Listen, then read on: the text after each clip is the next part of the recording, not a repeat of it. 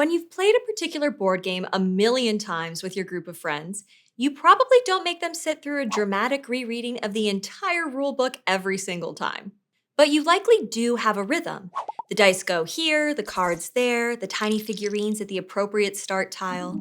Since you've done this process before, you can get right down to playing and showing your friends who the true master is, and having fun, of course. It can feel very informal, especially if you're playing with people who also know this board game well. But your process will be different if you've never seen this game before. Maybe you'll read those rules, or you'll ask the most experienced player to explain, or you'll read through some notes on the games board as you prepare. I guess unless you're one of those chaotic evil people who just start playing and hope the rules will magically become clear, and who then eventually has to go back and read the rules when game pieces start flying. There are informal and formal processes, things we do unconsciously or on purpose, embedded in all kinds of activities in our lives, including writing. While each step in the writing process can vary a lot based on our writing goals, writers use this process to increase the chances that they'll produce effective writing in whatever time they have available. Hi, I'm Dr. Emily Zarka, and this is Study Hall Rhetoric and Composition.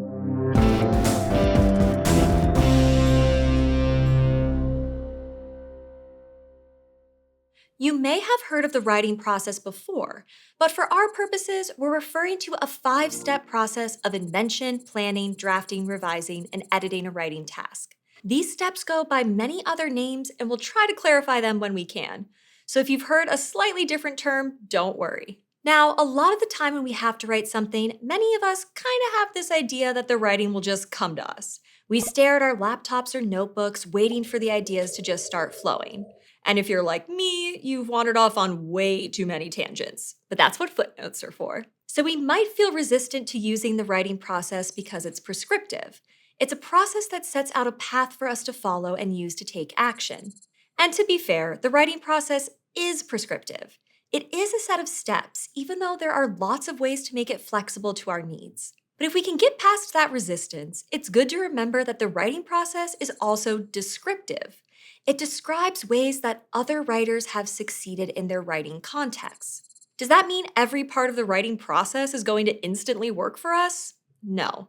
Like we talked about in episode 2, writing and the writing process are really many different skills or literacies that build and work together, and we can get better at them with practice.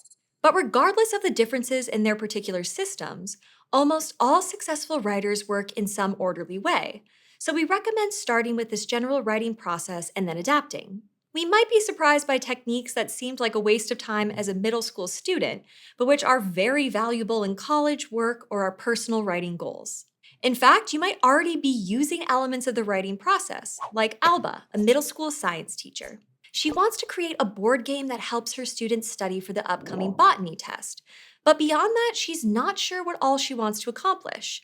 By adding some systematic techniques and tools, Alba can turn her idea into the best version it can be. The first step she'll take in the writing process is called invention or pre-writing, which is the phase where we develop our ideas and consider our goals and how we'll achieve them.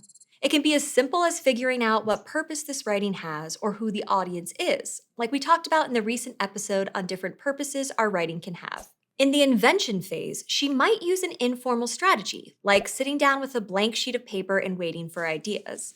Even if she isn't trying to put the writing process into practice consciously, this could generate some ideas. But in this case, let's say she wants to follow the writing process more intentionally. Maybe she thinks back to her days in college English and selects one particular technique, like mind mapping, to help her pinpoint what she wants to accomplish with her game. She starts with one idea, writes it down on some paper, and draws a circle around it. As she thinks of other ideas, she does the same at other points on the piece of paper. As she does this, she might start seeing how these ideas can be connected, and she can draw lines between ideas. By starting with one idea and linking to others, it helps her come up with ideas for what to include and what she wants her students to gain. She doesn't get all the details pinned down at this stage, and most writers don't. But what invention does is generate some initial ideas and keep her moving forward on the project. And if she ever feels like she's unable to figure out the next step, no matter where she is in the process, she can come back to the invention phase and techniques to come up with some more ideas. Like if you or someone you know has ever suffered from writer's block, invention could be the cure. Next, Alba would move into the next stage of the writing process, planning. This is a phase where she divides up the work, estimates timelines, and figures out what resources or research she'll need. Every writing project is easier to break into pieces and keep track of when there's a plan involved. Now, some people feel like they can skip planning or plan as they go. Both of these options can result in false starts and wasting time. Like if you start writing a research paper only to realize you needed to spend some time at the library first. In the case of Alba's game, maybe she recognizes that she needs a plan, but an outline like she'd use for an essay with a beginning and end and lots of details isn't exactly what she needs. Instead, she starts creating lists for the different components of the game. She needs to create an instruction page, a deck of cards, a set of player roles, and a playboard. Each final product has different steps to accomplish. What she's doing is macro planning or big picture planning to come up with those game components, but then gets into the micro planning specifically to decide which parts of the project should happen in which order. Like maybe she can't start on the deck of cards until the roles are set. She also realizes that her instruction page is important, but may need to be revised in a big way after the board is designed. So, yes, planning can feel like a hassle, especially when we're anxious to get writing. But by planning now, Alba avoids later snags. She can also keep planning whenever she runs into a challenge that needs to be worked out with a new plan. And now, drumroll please, Alba is ready to start filling in some details. Let the drafting begin. Drafting is putting your plan into action by constructing your text, and people often treat it as the entire process when people are too rushed to do the writing process in a formal, systematic way.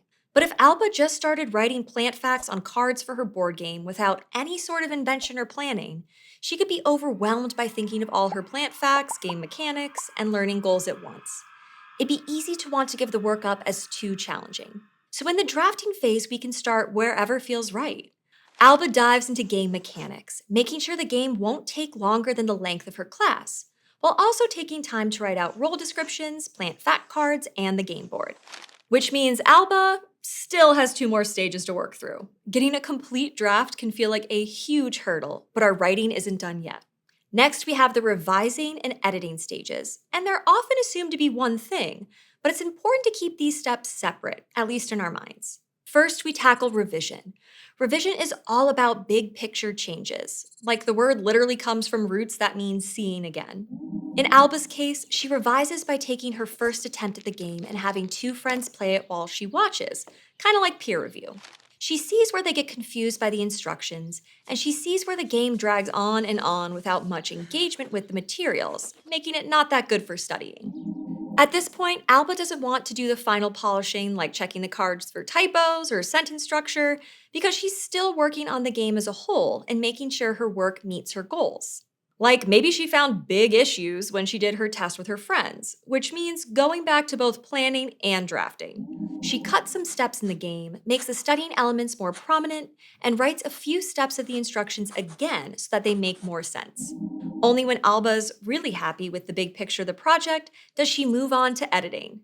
Now she looks for those typos and style changes. She also might think through how she wants to use different sizes of font, bold text, and bullet points to help readers get through the instructions fast. After all, they want to play the game. In the end, while Alba could have attempted a game by just using her ideas without any planning or skipping invention and jumping into drafting, she would have wasted more time and might have a game that's harder to play. When we walk through the writing process and really pay attention to how we're breaking it down, it can seem stodgy or forced. But in real time, having a structure to follow kept Alba from staring blankly at her computer and wasting time, or getting confused and ultimately giving up, making her students sit through the usual boring review, the horror. In fact, the 5 steps of the writing process are initially presented in this order because writers generally find that this is a good order for minimizing wasted time and effort. That being said, and like you might have noticed from Alba's experience building her botany game, the writing process is also recursive, meaning that we can always go back to a previous step and use those techniques again. Like maybe in a workplace, a company will go through all 5 steps to create a polished plan for the next project. And the big boss will say, nope, I want something totally different.